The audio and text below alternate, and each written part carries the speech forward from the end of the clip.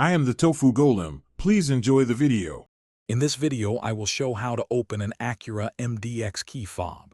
First, you will need to locate the small release button, typically found on the side or back of your key fob.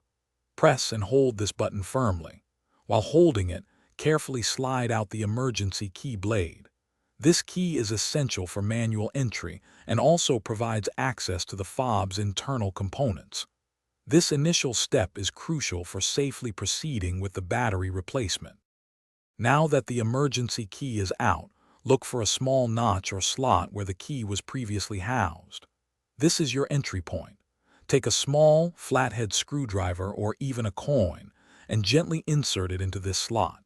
With a steady hand, carefully twist the tool. You should hear a slight click as the two halves of the key fob casing begin to separate. Work slowly around the edges to avoid damaging the plastic. With the casing open, you will see the small, round coin cell battery. Most Acura MDX key fobs use a CR2032 battery. Before removing it, pay close attention to its orientation, noting which side is facing up. Gently pry out the old battery using a non-metallic tool or your fingernail. Then, insert the brand new CR2032 battery, ensuring the positive side, usually marked with a plus sign, faces upwards, just like the old one. To reassemble your key fob, carefully align the two halves of the casing. Gently press them together until you hear them snap securely into place all around the edges.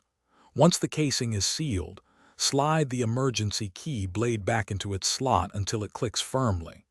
Finally, it is important to test all the key fob functions, such as locking, unlocking, and the panic button, to ensure everything is working correctly with your new battery.